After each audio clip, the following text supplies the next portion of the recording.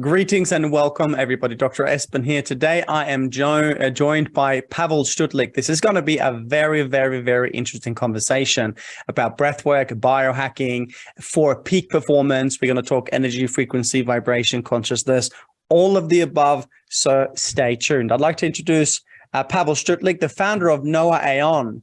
Pavel is an expert in self-realization techniques and the application of these techniques. He's a conscious DJ and producer, so obviously he uses a lot of sound. We'll probably get into the topic of sound too, which will be amazing. Serial impact entrepreneur and investor, certified ambassador and of peace, and also the Wim Hof instructor method. He's also, which I love, an ex-professional cyclist. So we're talking to a peak performance artist here as well, which is really, really, really exciting. NOA AON also curates global retreats and workshops all over the world with immersive experiences when it comes to beingness. And I know Pavel refers to this as being generally awesome. He's spoken at the Biohacking Congress, Upgrade Lab Congress, and health optimization summits all over the world. So this is exciting that we're here with Pavel today. We're going to talk about breathwork, biohacking for peak performance. Pavel, welcome, brother. How are you today? Thank you so much. Oh my gosh, that was very grandiose. I'm grinching here at the back, but so happy and grateful to be here. It's a privilege, man. Your smile already is making this interview just an incredible experience. So I want to check in with you. Can you tell the audience a little bit about yourself? How did you get to where you are now? Because I know your past was a little bit different. What was it that made you, that put you onto the path that you're on now, and why? Yeah, thanks. So series of pivotal moments, as I think in everyone's life, but truly, I've been just someone that never stopped questioning. Since a young age, I was about 5 years old. I grew up with shaman. And at that time, you know, I'm from Czech Republic, born and raised in a place where, you know, it's an atheist country. None of this stuff is really accepted on any level. But for whatever reason, my mom was really into these things, and you know, naturally, she wanted her kids to grow up this way. So from young age, I was exposed to spirituality, yoga, meditation, different workshops and techniques, and essentially, all of this was kind of like the foundation to keep on questioning, you know, why we're here. It's really been, the questioning has been something that went with me my whole life. And whatever it's the society, whatever it's the educational system, whatever it's been just our TVs, radios, whatever we're hearing, I continued to question it because something didn't feel right. Mm-hmm. That something was, you know, intuition. That something was this deeper calling that maybe we are not living our own life, and maybe we are living somebody else's life. And so that kind of led me into a pivotal moment, number one, which I dropped out of school. I actually didn't even make it through high school. I started my first business when I was 17 years old. And that time I was trying to become a professional cyclist. And, you know, my dad gave me a choice. You either go to school and your life is paid for, or you do your little cycling thing and you're going to have to figure it out. And so I did. I started trading between Alibaba and eBay. And, you know, this is 12, 13 years ago when this wasn't really accepted in US or Europe. And basically, I put a picture from Alibaba of a carbon frame. So I was selling bikes, obviously, because I had to help our community that couldn't afford $4,000 or $5,000 frames. And I essentially was putting it on eBay. And then when somebody bought it on eBay, I used their money to pay the factory in China and shipped it directly to them. So, you know, no money required to start. Mm-hmm. And in this phase, in this moment, I start making, you know, my own means, which allowed me to actually pay my friend to finish high school for me. So just, you know, how much I was uninspired by school system. And but I want to mention something. I was studying, you know, tens of books throughout this time. I was interested in the stuff that I wanted to learn, and whatever it's, I remember, you know, back then, Lance Armstrong book or Carmichael on training. You probably, you know these. That's why I'm mentioning it. But I would just like soak in everything possible, you know, about whatever I was actually interested in. Now, in this moment, I hit the next pivotal moment, which is about 20 years old. I had tons of different autoimmune issues, from EB virus, chronic fatigue, CMV virus. I mean, I literally was a host of all of these different issues due to no time for recovery. So most people, they go and rest after a long cycling day, but I was on a call with these factories to building my business. And so it literally built myself to the ground. And so that's really that pivotal moment that led me into Dave Asprey, biohacking, Wim Hof, and what are alternatives to our health and healing. And essentially, I had to stop cycling career. I had to quit because my body just could not take on the stress anymore. I would be, sick every 2 weeks. And I moved to America to start a new chapter of my life, which was the whole entrepreneurial past 10 years of my history. Now, in this time frame, so at first I was in real estate. This is when market crashed. I then got into a tutti frutti frozen yogurt, which I had the rights for in Hawaii, in the state of Hawaii. And I got into the same problem that I was with the cycling. I got sick again. I was tired of making people fat, and I essentially was unhappy, unfulfilled with my passion, with my purpose. And so that's when I actually heroically flew to Florida, and I discovered Orange Theory Fitness, which at that time, had very few locations, maybe a handful of them, pretty much no office, no corporate office. And just for the record, now it's over 2,000 locations worldwide. I think Australia alone has like 60 or to 100. And so it became this amazing empire. Now, I was a 22-year-old kid that came to the office and said, "Hey, I want to franchise this thing. Do you have anything left? Where could I go?" And they saw this kid with some business history, but barely English at that point. And they were like, "Yeah, if you can, within 2 days, execute all of the paperwork, get all of the finances in a row, and we'll give you a state of Georgia." So I don't think they ever thought that I'll put it together, and I think it was just a kind way to fuck off, so to speak. But I was able to do it, and within 2 days, I was in a car driving up to Atlanta, which I've never been in besides the Georgia mountains as a cyclist, and essentially, within 6 months, we were able to build this into a fastest growing region in the country. And, people always wonder like, why and how is this possible? And, for me to do 10, 14-hour work days versus sitting 5, 6, 7 hours on the bike was so much easier. So I was like refreshed, right? In a lot of ways. So I think I was able to put all this endurance into business, and later on, it grew into essentially I had regions from Hawaii all the way to New York. I teamed up with the president and the CEO of Orange Theory. And at the peak, I was managing 7 different markets like Georgia, and had nearly, about 80 locations under my belt. So that was the next kind of a bit of my life story. Now, in this process, I decided that every 1 to 3 months, I'm going to go and do something ridiculous, something that's going to challenge me, something that's going to bring me back to the reality of spirituality. And I like to call that the reality rather than our fake reality. Nice. And essentially, I went on this quest to do different healing modalities. So I did anything from Zen master training or a samurai camp in Japan, all the way to the breatharian psychic training in Brazil, and I don't want to bore you with it. It was a lot, like very, very different, ones.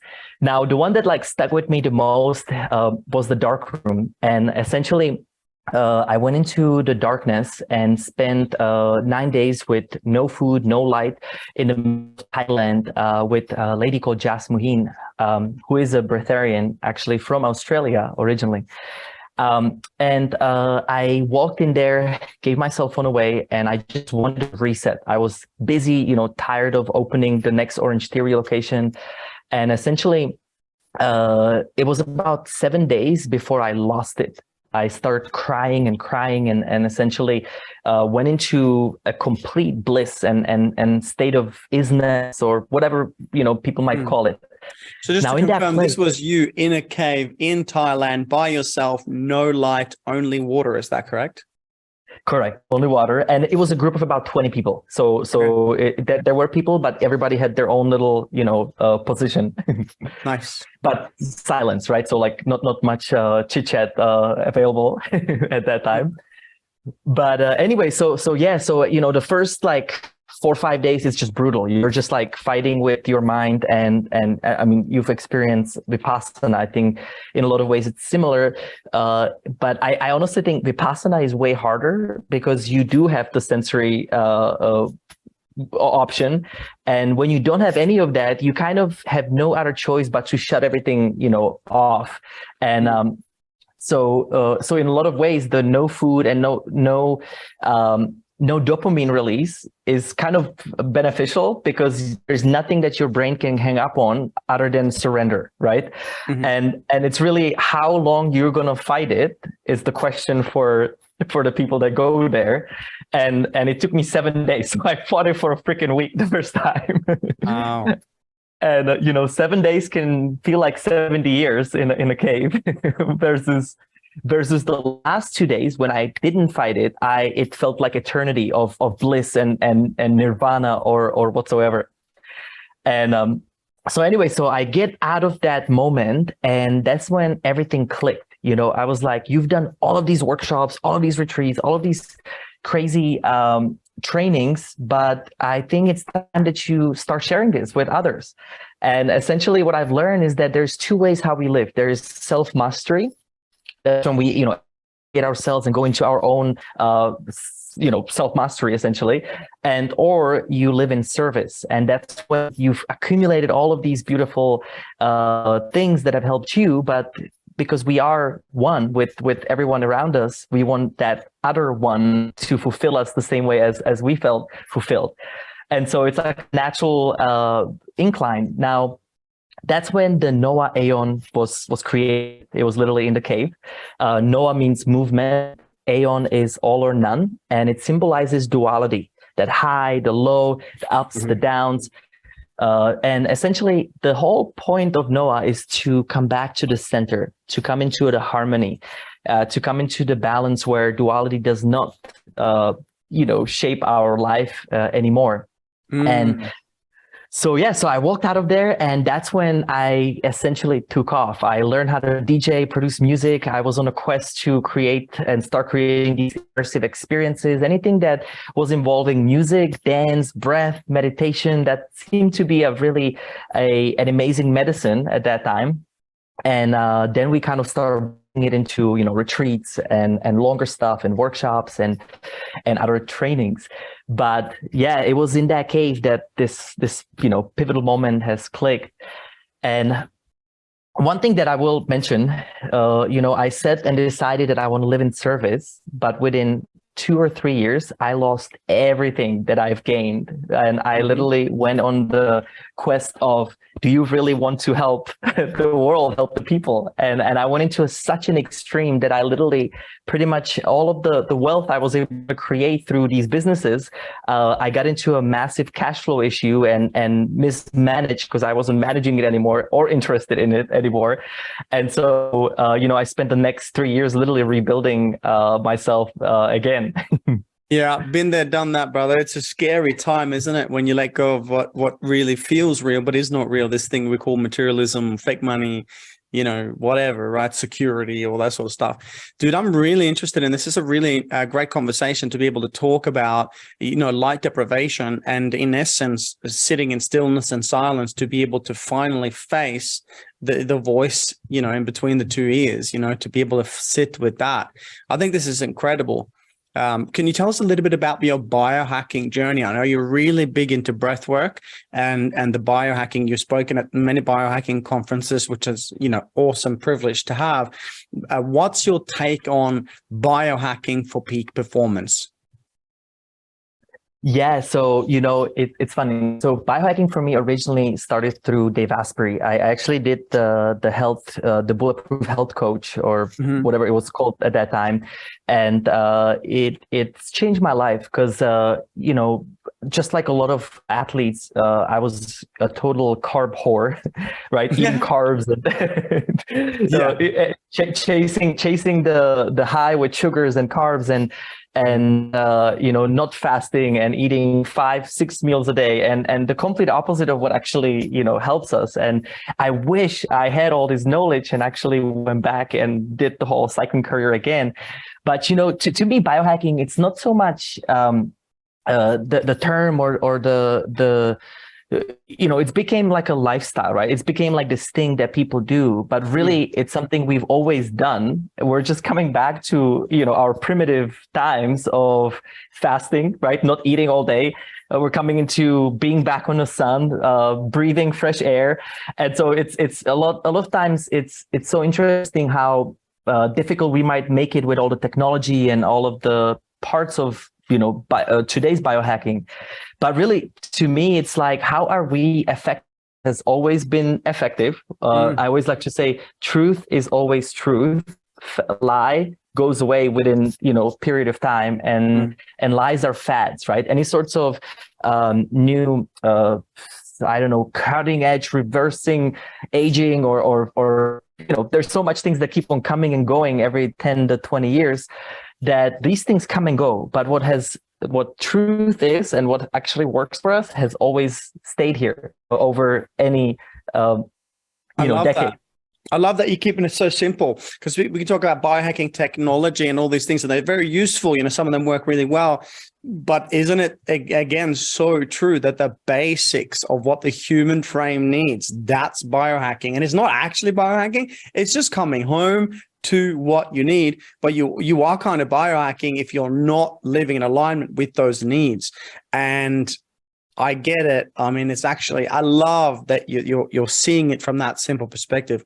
What are some of the best biohacking tools, tips, practices that you've encountered in your life? And I know some of them will sound basic for people, but I really want listeners and viewers to take this on, because in simplicity, we can find freedom. We know this. And also, if we're talking about, let's say, sleep or whatever, you can say, I sleep, but the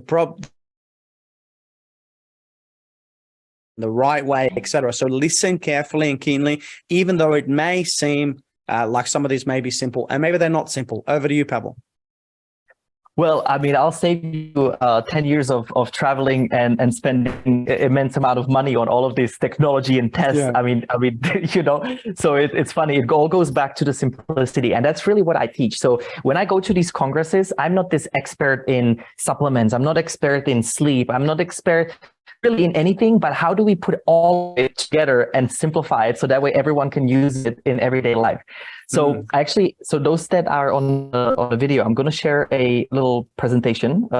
It's essentially a style. So I teach something called How to Be Generally Awesome. Being generally awesome is as simple as that. I have every organizer asking me, are you sure that's the name? And I said, yes, because, there's something that people want. It's happiness, it's health, and it's harmony. And so I call it that triple H effect that can be done through living in a being, generally awesome lifestyle. So in this lifestyle, let me quickly pull this up.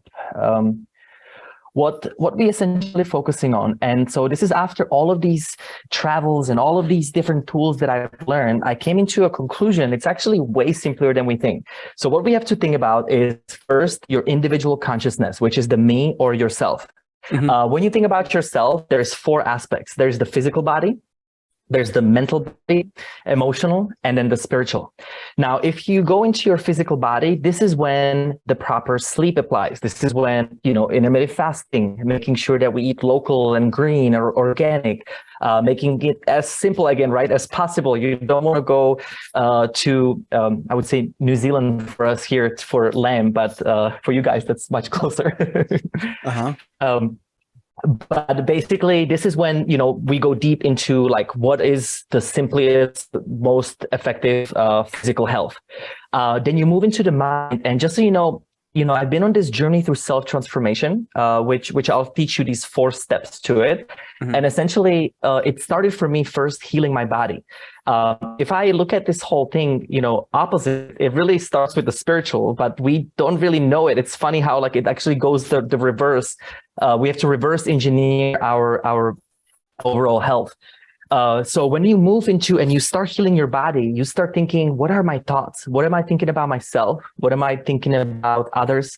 And I went on a quest for several years of literally rewriting just the simple thoughts that I had about, myself.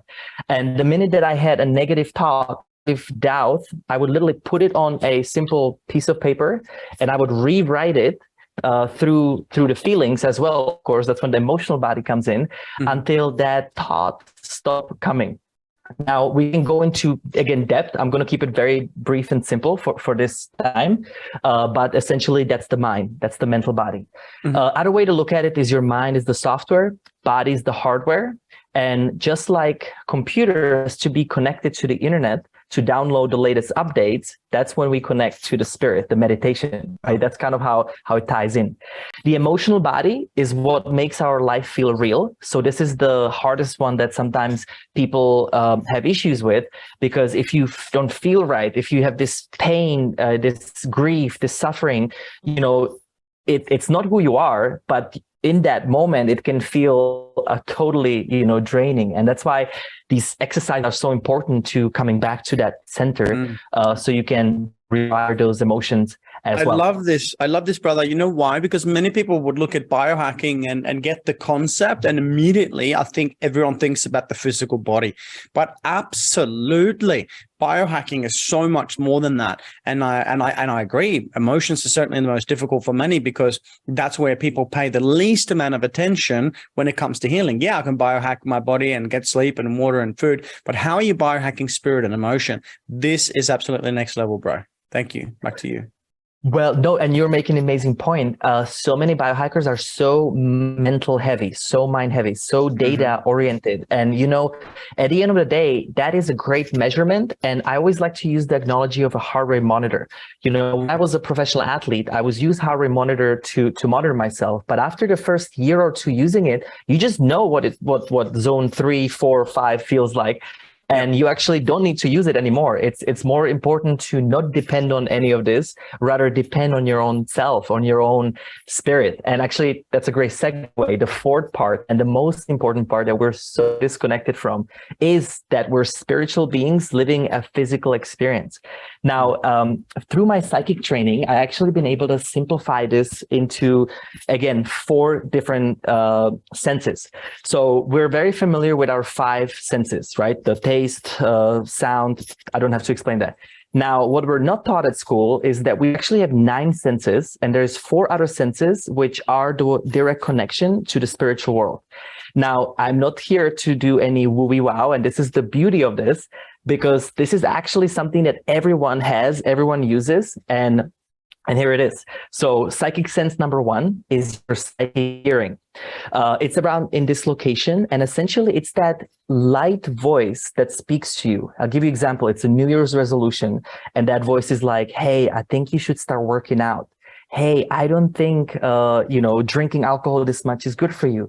Hey, have you thought about this vitamin? It's this subtle, slow voice that's always communicating with us. And the way you discern it is that voice has our highest interest. So anytime you hear in your mind, it's the loud voice. So you have a monkey brain, and then you've got that subtle voice. That subtle voice is these whispers from the other side that are ongoingly communicating us, and they have our back. Now, most people ignore it.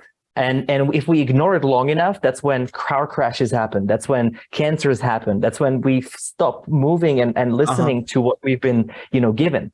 Now, is this intuition or is it different? Well, it's all of the same, and I'll explain. It's funny. So some people call it gut, intuition. It depends which one of these 4 senses you're using. Okay. Now, here's how you strengthen it.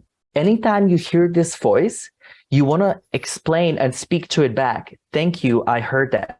So through acknowledgement, it's like when you're building muscle in a gym, right? You're Good. lifting up and you're acknowledging that. Now, what we're not taught, again, we're not taught to work out our physical body and mental body, emotional and spiritual, right? It's like almost a 4 aspects of the.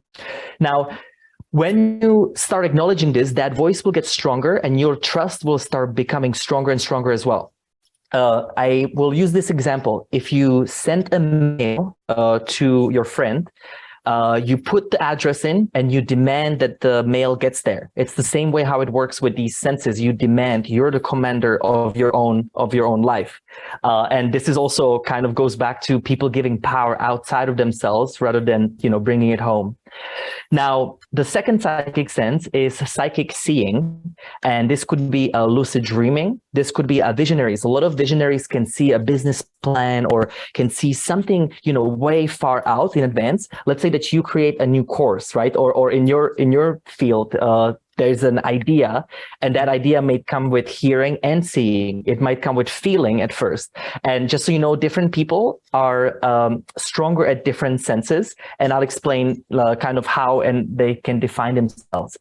Now, psychic seeing is basically that theta wave. It can come in a meditation, it can come spontaneously, and people that see, they have to do the same thing. Thank you, I saw that. Acknowledging, strengthening, and then moving on. That's a really good practice when you have that intuitive sense, something comes through, to actually acknowledge it, excuse me, and then speak to it, letting it know that you have acknowledged it. I love that two-way communication. Yeah, and it's there for you. This is off of your highest good. It's like you're speaking to you and you're directing you, and that's kind of what can be sometimes tricky and freaky. And I understand how this can get out there, but really when you start doing this, you will see like all you're doing is you have these friends that are always there for you. Yeah, cool. So then you've got a psychic feeling. So that comes from your solar plexus up into your hands. So whatever you are, you can actually just simply, focus on that solar plexus, focus on both of your hands. And then I'll give you an example. If you go into a room that just had a fight, something doesn't feel right. People that are feelers or empaths, they are gifted and also very punished in a lot of ways because they can feel everything in their body. And so that's why there's a variety of exercises on releasing. And again, this could go on in much deeper level, but the easiest concern is you tap into someone, something, or you, and how do I feel right now? You just make a statement, you claim, and then same thing, you strengthen it through acknowledgement. Now, the final fourth one is psychic knowing, and that comes from the fontanelle. This is when the ancient yogis, they always tap up here for the awareness to the highest, and essentially that would be the closest thing to what we call intuition. And the way you discern that is you knew that business partner would have cheated on you, or your partner, or you knew that you shouldn't have gone to that party. It was a deep knowing. When you know, you don't think. And when you think, you don't know. That's how you discern it. It's that simple. And that knowing is, you just know. It comes without any thought, without any question. So do we refer to this as claircognizance, clairaudience, etc.? Is it the same thing? You got it. So basically, different people are gifted with different stuff or different gifts. Now, what's important to understand, everyone has these gifts. But some people might be stronger in feelers, or others might be more hearers. Let's put it into a simple term, that they hear better than see.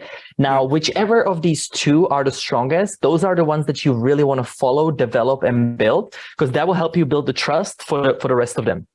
And essentially, more you live within this ecosystem, you will not get sick. You will not bounce your head on a wall anymore, because you are living within the ecosystem of why you're here, put on Earth. It's this guiding system that's always there for you, speaking to you, and you just must speak to it. Beautiful. And, the last thing I'll say with the spirit is, this is why stillness, silence, meditation, breathwork, all of these exercises help you connect. And essentially, it's like, LTE signal versus 5G, different story. But if you have a 5G, it's a faster internet, right, connection. And so this is a deeper connection, deeper you can go in your brainwave state. And essentially, especially in that theta frequency, that's that amazing bypass to these realms of existence. Beautiful, brother. Yeah, so this is the me. So essentially, when I got on this journey, I first had to figure out, how do I fix myself? Now, I don't want to call this a mastery, because there is never a mastery of any of this. The minute you think you've mastered something, the next, 1,500 things come to your space, and that's great. That's why we're strong human beings. I love that. The more you know, the more you realize that you don't know, and that's how you know that you know. I know. I'm just like, oh my God. By this point, I just like welcome it and play with it, because I know that if I try to know anything, I'm out. Exactly. Nice one. But so when we kind of determine that the me is becoming more balance and more harmony, more health, you start realizing that, hey, I am here living with an ecosystem of a we collective consciousness as well. And this is that when you move from me into the we, you start realizing that maybe my actions affect others. Maybe what I'm, drinking and eating and resources it's taking from somewhere else as well. And so naturally what started happening, I first move into the we consciousness through human connections. So what are those humans around us? Are they driving us forward? Are they bringing us backwards? And really identifying, past relationships, past traumas with others, with other groups it's like a VIP lane to your realization, because when you start having these relationships that support you, life changes. And this last 3-4 years that I was really in some of the deepest hole in my life, I have lost majority of my friendships, business partners, businesses. It was literally like a washing machine that I had to go through because I had to create a new construct, new collective. And now environment is the other part. And so when I also look at think about the water you drink, the food that you eat, what's the quality of the air wherever you live, because all of that have an effect on us. And if you think about biohacking, right, we wake up in the morning with, let's say, 100% of the energy span that we have for that day. And let's say that we have a mold in our house. We have a, very bad, poor water quality. Our relationship is not working. Maybe we have low vitamin D. I'm just, making these things up. But let's say it's most people do have a deficiency in all of those. Maybe perhaps not mold, depending on where you live, but vitamin D and unclean water. Listen, if you're drinking tap water, like, we won't get into that conversation, but really take a good look around your environment right now. I love it. Yeah. And so imagine that you wake up and you might be 60% down already off of being at your best. And if you're not living for the reason to live the greatest version that you've ever had about yourself, why you're here. And it's so sad, because some people are so drained down that they don't even know what that feels like. And honestly, I was one of them. I thought that I had energy, thought that I was successful and happy and fine, until I figure out, holy shit, like that delta between like what actually can happen when you take charge of your environment, your life, and your people around you. It's incredible. And so that's the we.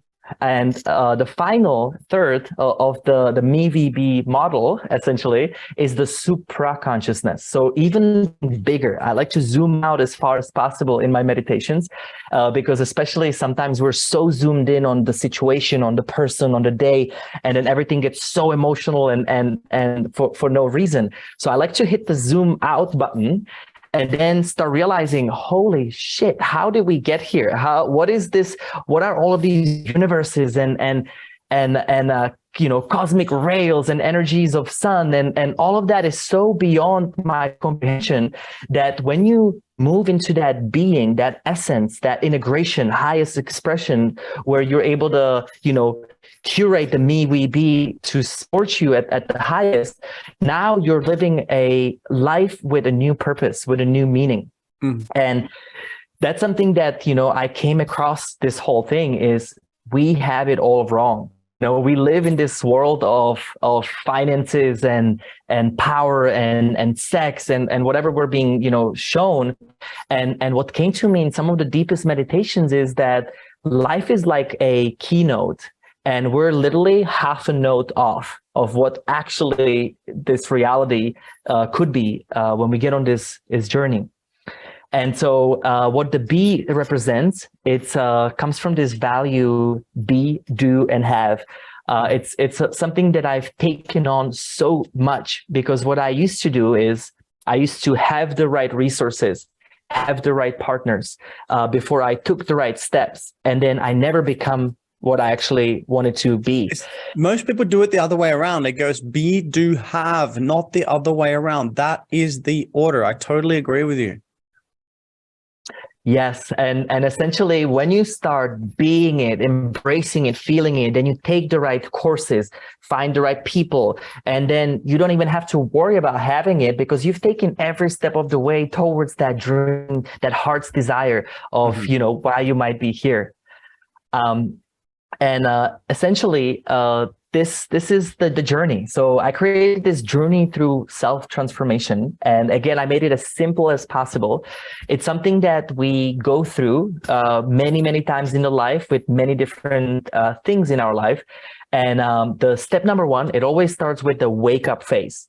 So you wake up to a realization that something's not working. There's more. I'll give you an example. I you know, woke up to a fact that my environment, everything was fine, but then my environment was so bad. I for 2 years lived in Houston, where it was loaded with EMF. It was awful water quality, awful air quality. I mean, literally, it's like killing you in living in such a, you know, big city. And that was, you know, the wake up phase. Then the second part of the wake up phase, and for somebody else, let's say that you take a blood test. That could be a wake-up test.